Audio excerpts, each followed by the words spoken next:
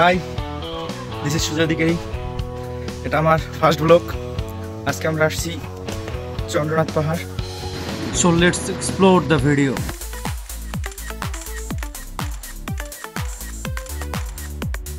ওকে শুরু থেকে শুরু করি। আমাদের ট্রেন 11:45 ছিল, তাই 10টার আগেই আমরা বাসা থেকে বের হয়ে গিয়েছিলাম।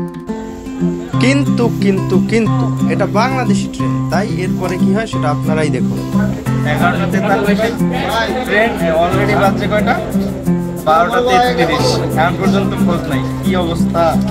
প্রায় 2 ঘন্টা পর ট্রেন আসার পর মামার অনুভূতি শোনা যায়।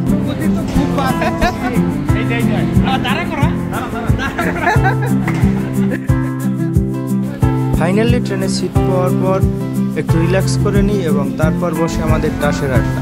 আর এইদিকে শুভ দাদা কি করে সেটা আপনারা নিজেরাই দেখে নিন। ট্রেন জার্নি উপভোগ করতে করতে আমরা ছুটে চলি আমাদের গন্তব্যের দিকে। মাঝরাতে যখন সবার চোখে হালকা হালকা ঘুম, তার কিছুক্ষণের মধ্যেই চলে আসে ফেনী স্টেশন। যেহেতু আন্তনগর ট্রেনের স্টপেজ সীতাকুণ্ডে নাই, সেহেতু আমাদের পরিকল্পনা ছিল যে ট্রেন থেকে ফেনীতে নেমে সেখান থেকে আমরা বাসে করে সীতাকুণ্ডে পৌঁছাবো। সিএনজিতে করে ফেনীর মনোমুগ্ধকর স্ট্রিট লাইট উপভোগ করতে করতে আমরা বাস স্ট্যান্ড পৌঁছে বাস নিয়ে তারপর সীতাকুণ্ডের উদ্দেশ্যে রওনা দিলাম। সীতাকুণ্ড পৌঁছাতে পৌঁছাতে আমাদের সকাল হয়ে গেছিল, তাই সেখান থেকেই আমরা একটা রেস্টুরেন্টে ফ্রেশ হয়ে তারপর সকালের নাস্তা করে নিলাম।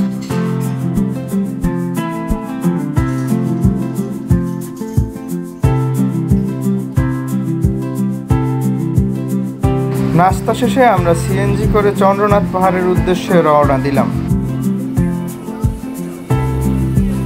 পাহাড়ের কাছাকাছি পৌঁছাতেই আমরা কয়েকটি বাঁশের লাঠি এবং পর্যাপ্ত পরিমাণ পানি নিয়ে পাহাড় ট্রেকিংয়ের যাত্রাটি শুরু করে দিলাম।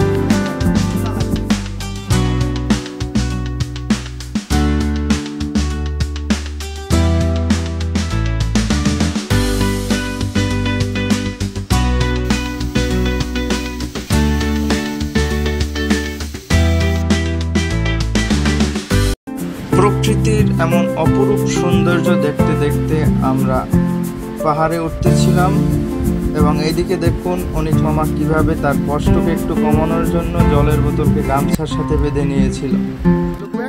পাহাড়ে ওঠাটা একটু কষ্টকর বটে, কিন্তু কিছুক্ষণ ওঠার পর পর যেই সৌন্দর্যটা উপভোগ করা যায় সেটা আসলেই ক্লান্তিকে দূর করে দেয়।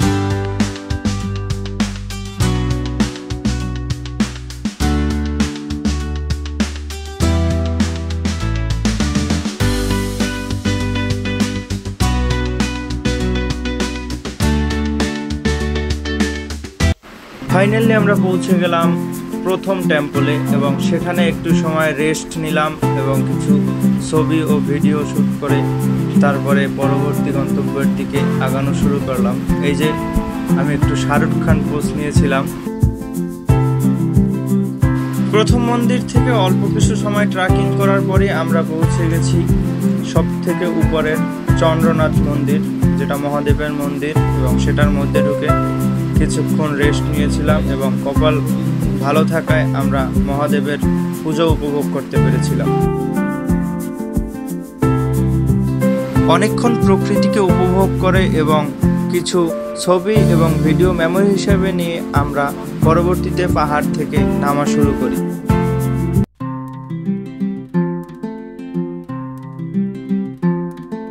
এইদিকে নামার পথে নিজেদেরকে এন্টারটেইন করার জন্য অনিক মামা একটু মনের সুখে নিচে ছিলও বটে।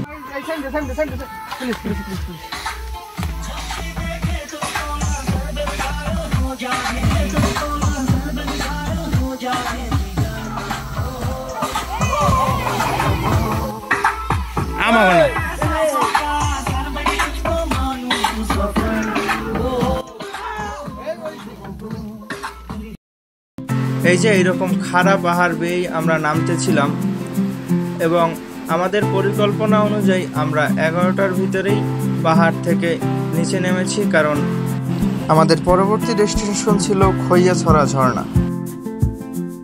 পাহাড় থেকে নামার পর আমরা সিএনজি করে ঝর্ণার দিকে রওনা হলাম এবং সেখানে গিয়ে কি কি এক্সপিরিয়েন্স করলাম সেটা আপনারা দেখতে পাবেন এই চ্যানেলেরই পরবর্তী ভিডিওতে। এতক্ষণ সাথে থাকার জন্য ধন্যবাদ। লাইক এবং সাবস্ক্রাইব করে পাশেই থাকবেন এবং কমেন্ট করে আপনার মূল্যবান মতামত জানাবেন এবং পরবর্তী ভিডিওটি আসলে সেটা অবশ্যই দেখার জন্য অনুরোধ রইল।